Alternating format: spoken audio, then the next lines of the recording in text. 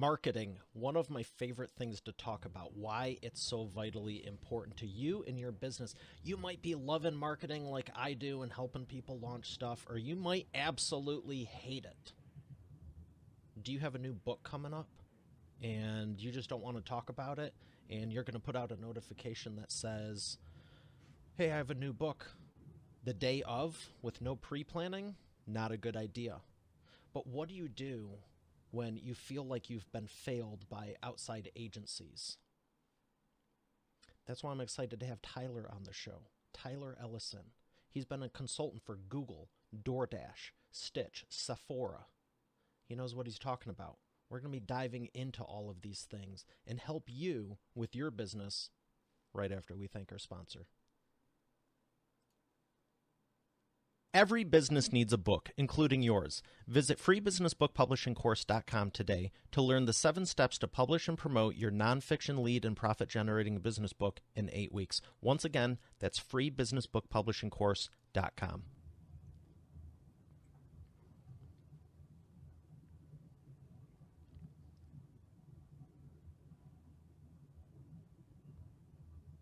Here he is, ladies and gentlemen, Tyler Elliston. Tyler, how are you feeling today? Doing pretty well. Thanks for having me. Oh, I'm excited to dive right in because I know you've helped so many people with the marketing and it's so vitally important, but why do you feel like you were failed by the outside agencies? Yeah, it's a good question. I think so there's a couple layers to that answer. One is the talent level. So I worked with agencies where I just felt like the quality of the people I was working with weren't at the level that I wanted. And then sometimes it was more structural. So like, signing 12-month contracts when, I wasn't sure if something was going to work, and I might test something for a month. And if it doesn't work, I'd want to do something else, but was locked in, percentage of spend, payments sometimes make sense. Other times it really didn't. So I found more success with marketing when I was either doing it myself or building in-house teams to do it. What would you say for the people who, I was joking a little bit in the intro because I find there's really 2 types of people. One is like us. We love marketing and promoting stuff. And, I love helping my author clients with their business book campaigns. But there's other people who are, I don't want to touch it. I want more business. I want more revenue. I want all these things. I want to be at that point where I started the business for, but I don't want to talk about it or annoy people. How do you help us get past that? Yeah, well, I think, the good news is I think the most important and most valuable marketing is actually a great product. So if you have a great product that people fundamentally love, in most cases, that means they'll talk about it. And so a lot of times your customers will do it for you. So that's the good part of the answer. The negative part of the answer is that if you don't do marketing, you're almost certainly leaving a lot of opportunity on the table. And so I would just advocate to sort of either get some help externally or find a way to do it yourself in a way that you feel like is authentic to your personality and business, but still promoting this product or solution that you deeply believe in. Can you take us through your process, what you're doing with these big name companies, and also some of the people we may not have heard of? Yeah, so the way that we operate is we're kind of like a collective of marketers across a wide variety of industries and skill sets. And so we'll talk to companies about what kind of challenges they're having specific to customer acquisition. And we're kind of identifying, okay, in this situation, we think that this particular skill set, this particular seniority would help you get to the next level.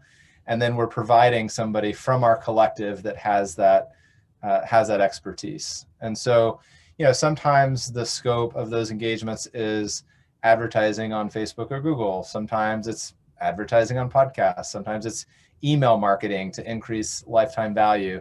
So the scope is really varied, across our clients.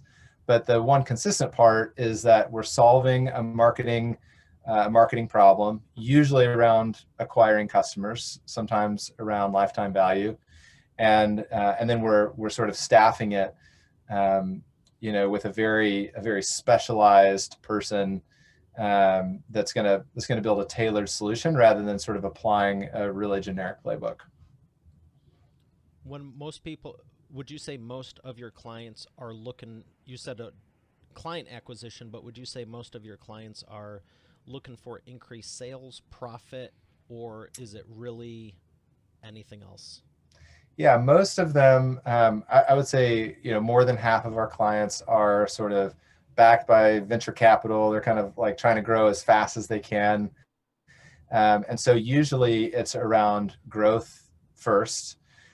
Certainly in recent years, we've seen more importance put on profitable customer acquisition. Certainly years ago, it was growth even at the expense of profitability. That is a lot, that's quite rare at this point, but growth is the primary challenge we're helping them solve. Now, when you're saying growth at the expense of profitability, I've Yeah. seen companies do this, and it's always been questionable because, correct me if I'm wrong, but isn't the premise we might lose a little money here or a lot, but we're setting ourselves up down the road? Yes. Yeah. So I would say sort of, one level of this is saying, well, over a customer's lifetime, they're going to be worth, let's say, $200 to us, even though in the first month or the first 3 months, they're only going to pay us 50. So the question is, are you willing to pay $25 for that customer or that sale, or $50, front that whole 3 months? Or, some would say, well, let's just front 190, because we'll get 10, we'll wait it out, we'll get referrals. And then, this doesn't really happen much anymore, but at one time it was even like, hey, we'll pay 300 because we're doing product development and we know that a year from now they won't be worth 200, they'll be worth 1,000. So you can sort of play a lot of games to sort of justify acquiring that customer, grabbing as much sort of real estate in the market as possible, but at really unattractive economics. That's a very polite way of saying it. Yeah. Yeah. Yes. Unattractive economics. Yeah. I Yes. like that. Yeah. So I think one of the traps I've seen is if you say, well, let's lose the money here, we'll make it up down the road. Well, is that 2 years, 3 years, 5 years, 10, whatever the case is? And do you feel it sets a precedent to just do it again? Like if you go short this year and then you go 3 years from now, 5 years from now, well, how much of a profit are you making? Because maybe in year 5 or 6, you just go, the second you turn it around.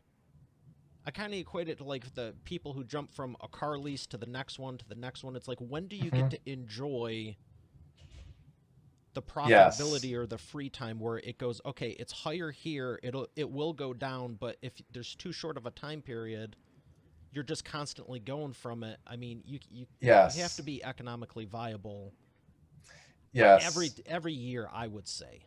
Yeah. Well, that's a prudent Depending on the perspective, I think. percentage. Depending on Yeah. the percentage. Maybe you go, we'll take less of it, but to be going backwards.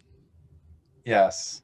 Yeah, and that certainly is the prevailing sentiment now. I don't think any of the clients we're working with today, would disagree with that at all. The other sort of downside of doing that, yes, you don't get to sort of enjoy the margins, but it can also cause you to really avoid looking at like real questions about product market fit. Like, are you solving a real problem? Do you have a real solution to that? And I think a lot of companies, call it 10, 15 years ago, would kind of avoid asking themselves that hard question, by just saying, oh, well, we're growing. Look, customers are hiring us. But obviously, if it's not profitable, it doesn't, it's not going to matter long term.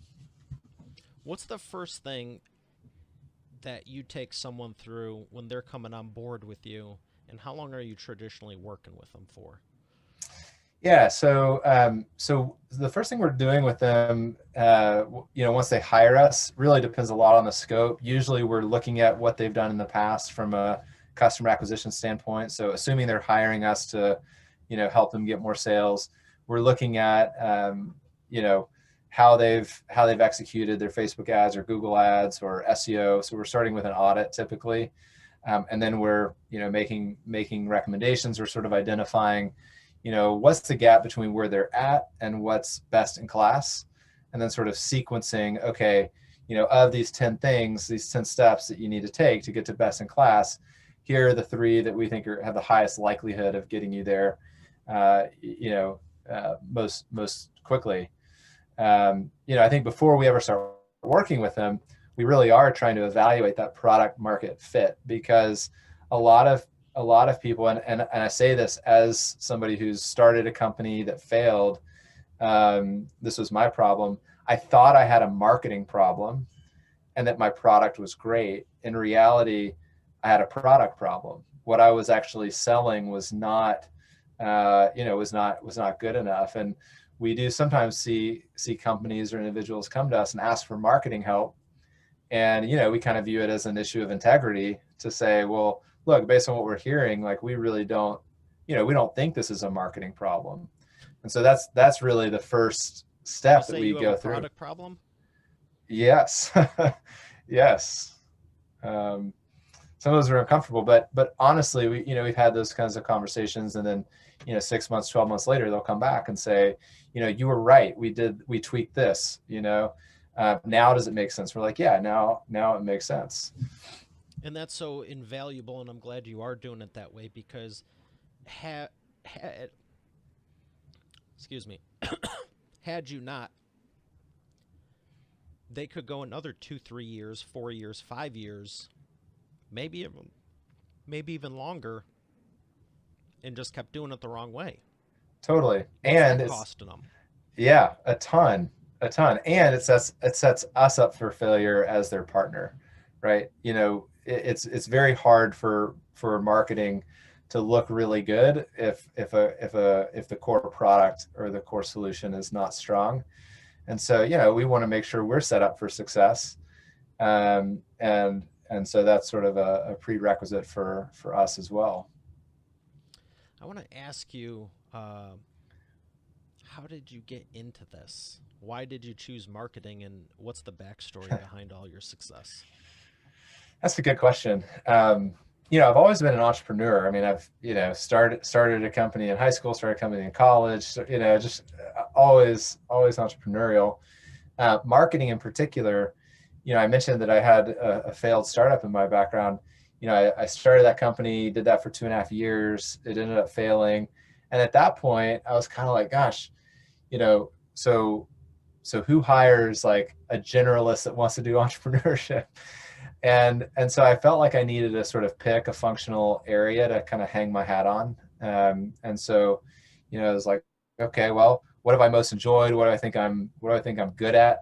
And despite the fact that I had just, failed in this company where I thought it was a marketing problem, I still said, I think marketing is my strength. I think that's where I know the most. And so I kind of doubled down on that skill set, and then, took next startup, I ran marketing for them, and that got acquired. And then that company that acquired us got acquired, and then just sort of jumped from company to company running customer acquisition.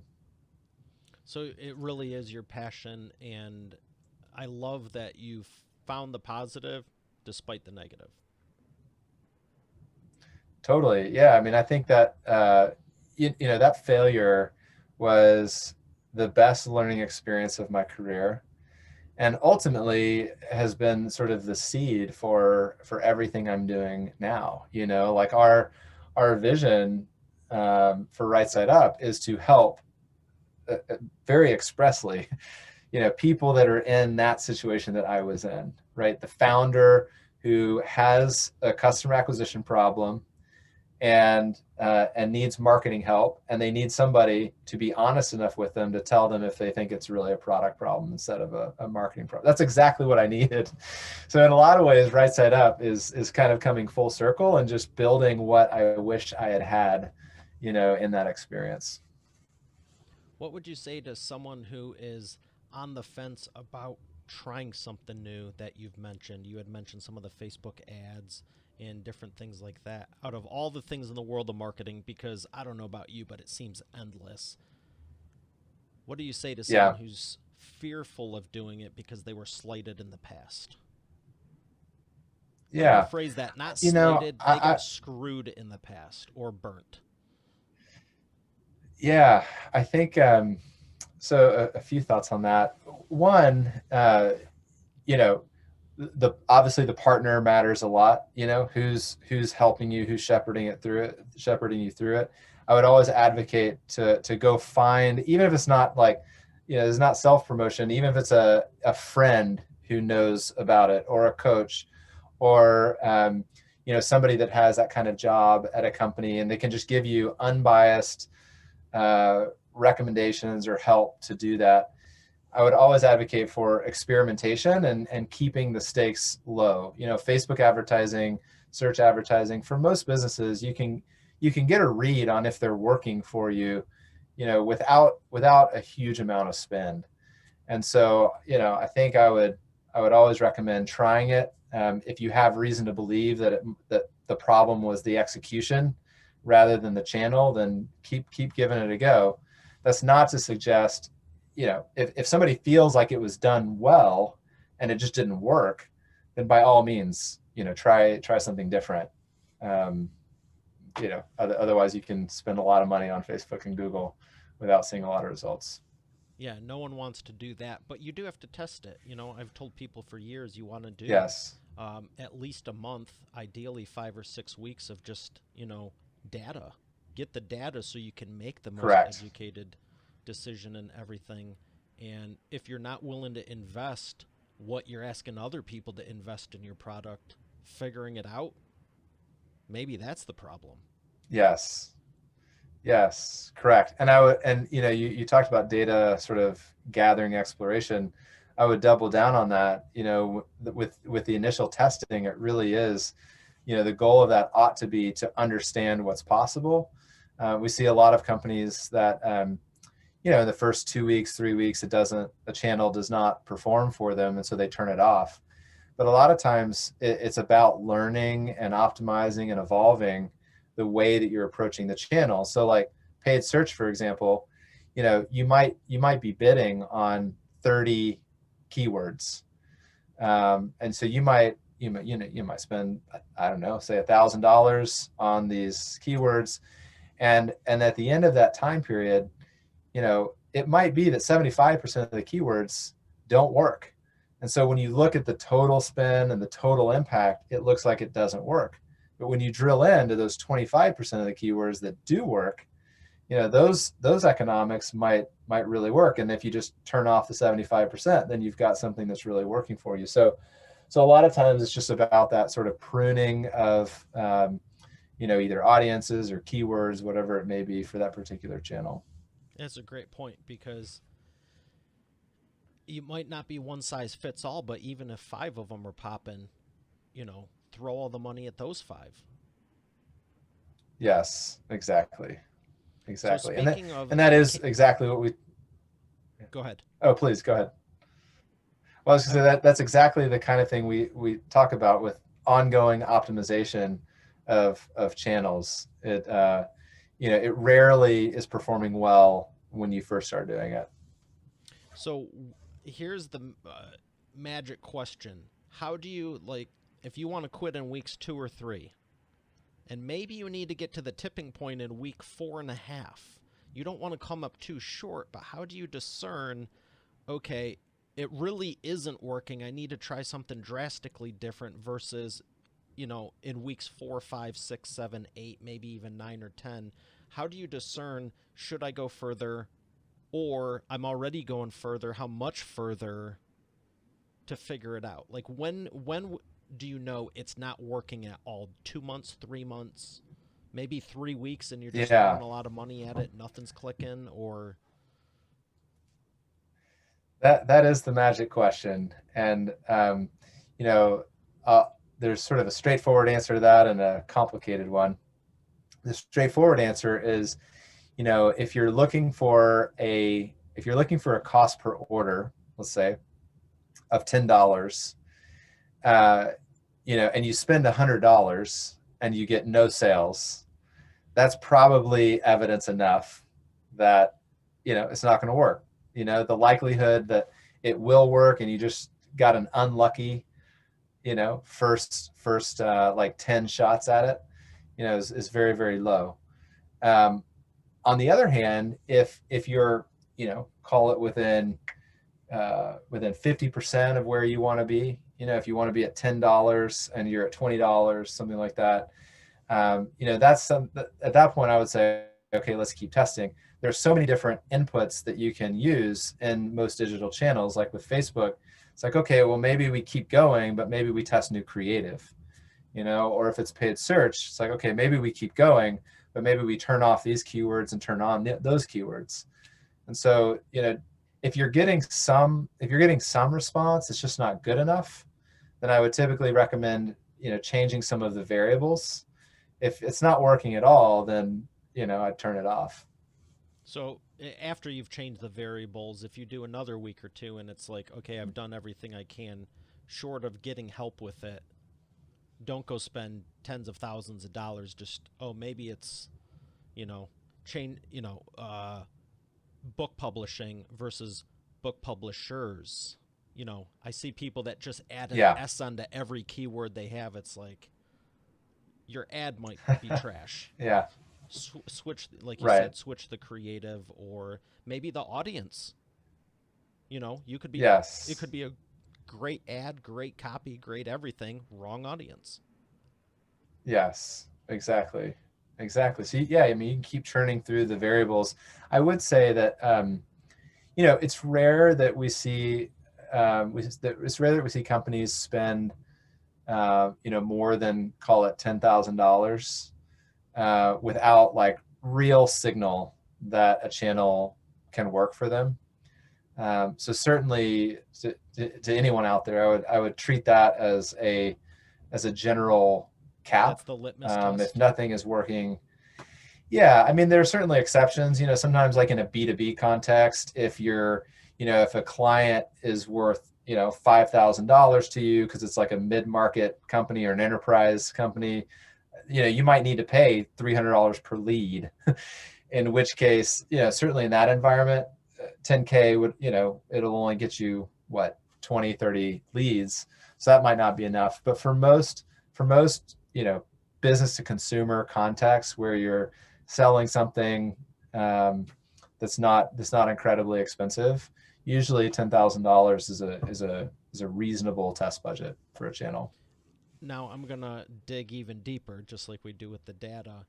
On that 10 Yeah. grand, I know it varies between the clients, but would you, if they're 300 bucks a lead and you can get 33 of them for the 10 grand versus $50 and you can get 200, do you base off of, hey, we got $2,000 return on that 10 grand, that was successful, $5,000 return? Like, what's the quantifier for the 10 grand to say, okay, let's keep going with this? Do you base it more on the percentage ratio of the ad spend or the number of leads, or both, Yeah. I I mean, guess, depending? yeah, kind of both. Ultimately, it needs to be rationalized against the expected value of that investment of money, right? So sometimes it's, a cost per lead compared to a value per lead. But if that's the case, then it's got to kind of be rationalized. Okay, well, the value of a lead, let's say, is $500 versus a $300 cost per lead. But that $500 value per lead has to be rationalized against, well, that's because we convert 25% of our leads, and the value of a new customer is 2,000. So kind of, backing into that cost per lead from the end metrics, and then you're kind of monitoring like, okay, leads from Facebook cost us $300. Do they convert at 25% like the rest of the business? If so, great. It's a $500 value. Or maybe Facebook leads are more valuable or less valuable, in which case, we need to adjust that threshold up or down. So I want to ask you about the pricing per lead. If they're 300 a lead and 425 on Facebook, have you ever shut down a Yeah. platform completely? Let's say you're on Google, Facebook, and doing YouTube ads. One's 300, Yeah. one's 425, and one's 368. How do you differentiate? All right, can we double or triple the scale on this one if we shut these two down completely, or do you tweak them and just say, hey, we'll reduce the ad spend to allocate it over on the one that's working? Do you think it's Yeah, still it's a good being better question. being present on all three versus doubling or Yeah. tripling down on the one? Yeah, it kind of depends on the company's goals. For most of the companies we work with are giving us thresholds where they say we want to see a cost per lead or a cost per sale of X. And Okay. if you can hit X, then we will give you as much budget as as you can take and still hit that mark, right? And so I would say if that mark is conservative, then I would generally advocate, if all three of those channels in your example, if they're all ROI positive, if the value of the lead or sale is higher than the cost, I would advocate leaving them all on and spending more in Okay. whatever channel you can do.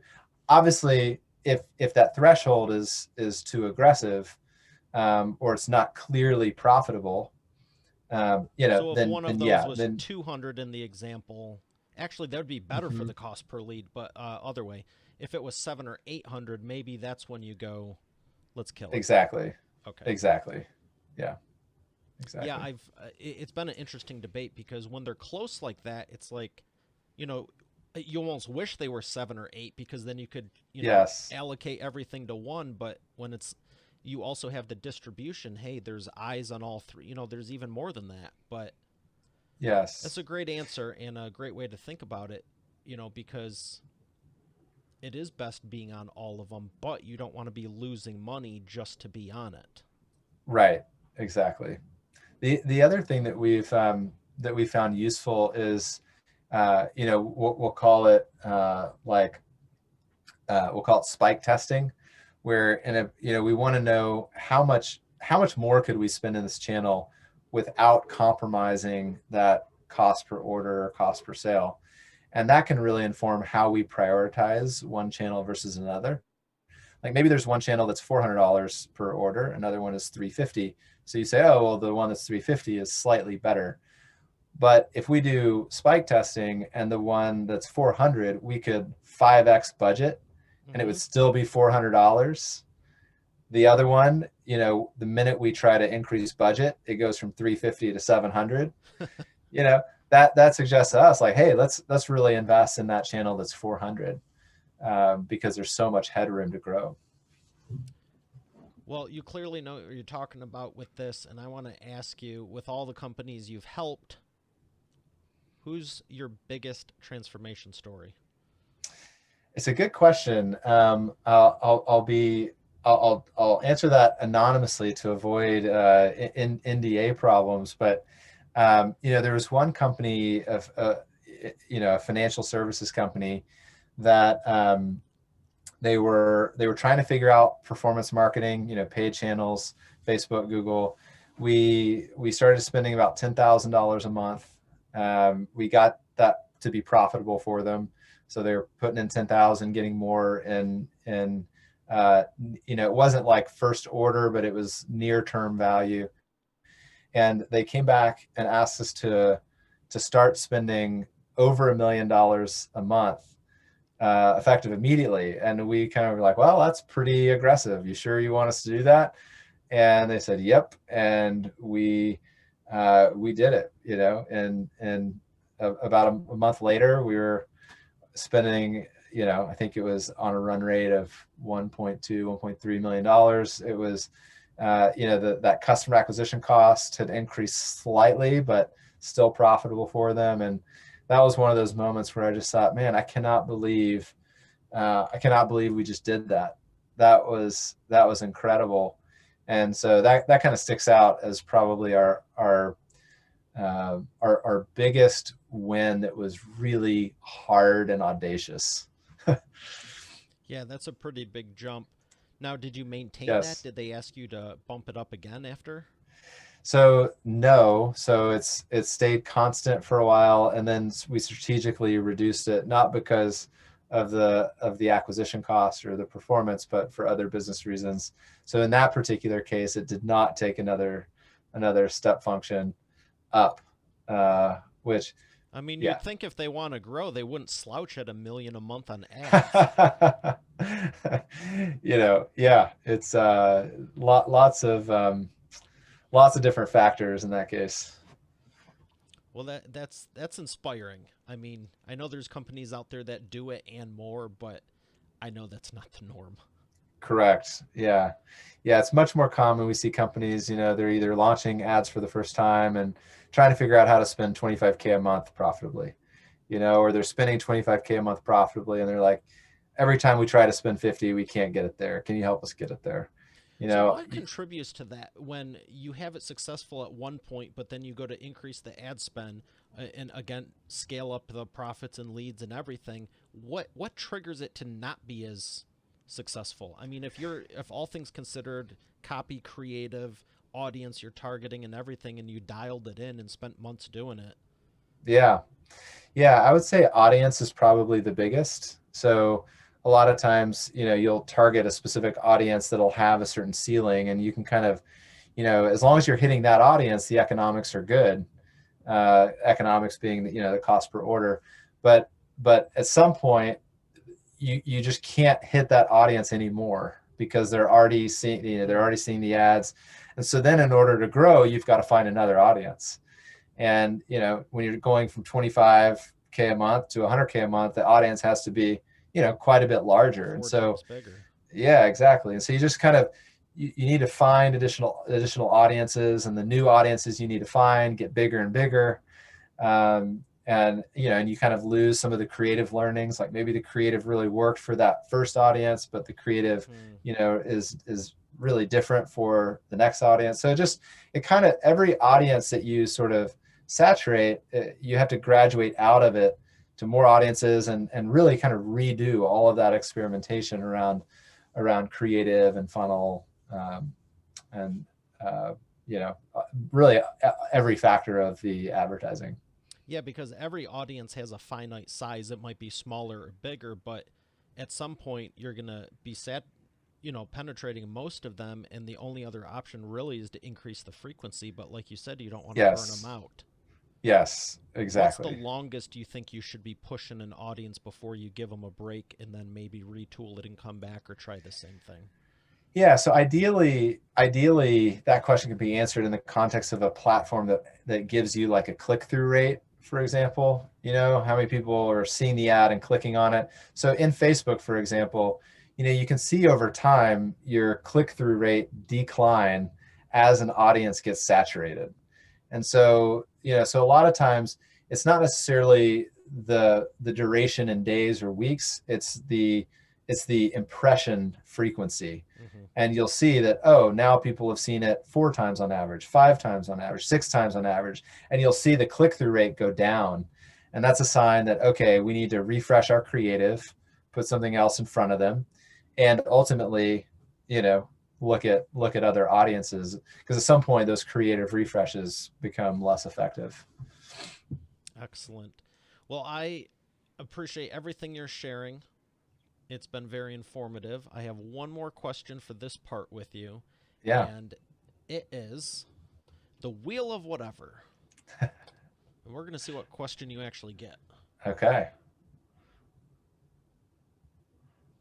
Actually, I already know what it is because clearly there's none on here, but theatrics. And oh, look at that. It's either in yellow or black.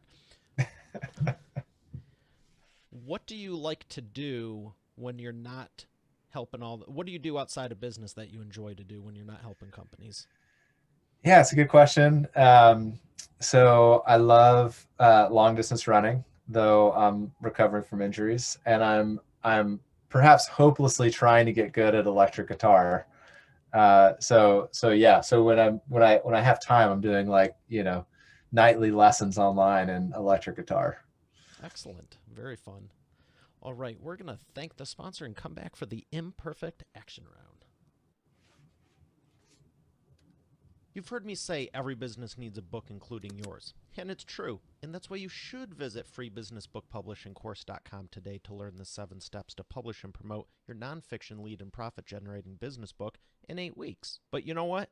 Don't take my word for it. Take it from a few of my authors, like Lori. And I went from having an idea and a possibility to actually getting my book published. Or Catherine. Thank you for making my mom #1 best-selling author. Or Mary Alice. What he got done for me in 3 days regarding my book launch,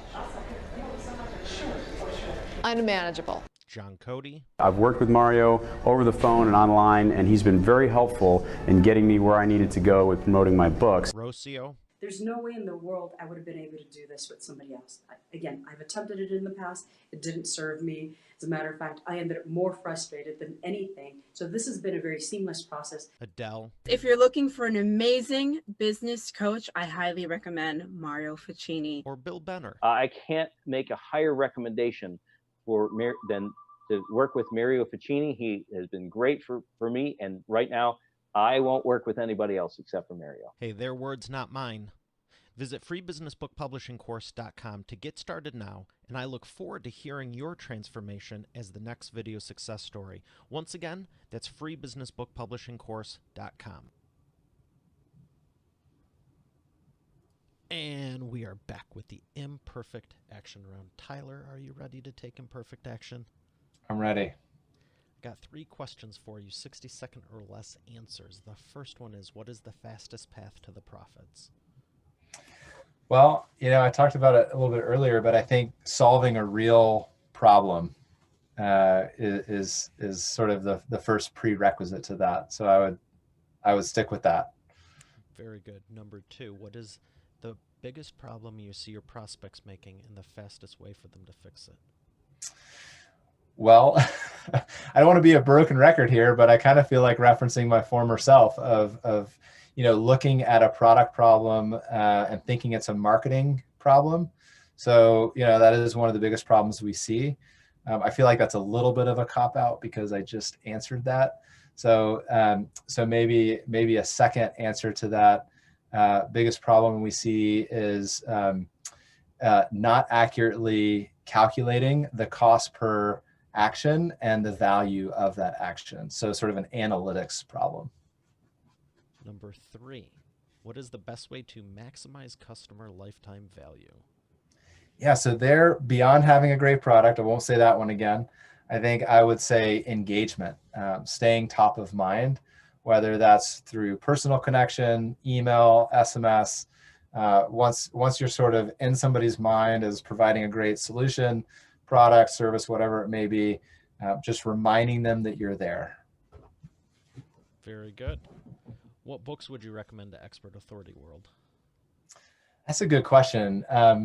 One that I have particularly benefited from is called Blue Ocean Strategy. Very, very good in terms of like looking at different markets and trying to find innovative ways to evolve them. So that one was very impactful as I was thinking through Right Side Up, and I would recommend it to anybody. Well, growing it from 0 to 10 million plus in 4 years, I think that's a good recommendation. Awesome. I'm glad to hear it. Where would you like people to learn more? RightSideUp.com is a great spot. Obviously, people can find me on LinkedIn, and we can connect there as well. Very good. Well, it's been an absolute pleasure. I'm so glad I could have you on. Thank you for sharing your knowledge. It's been a blast. My pleasure. Thanks for having me.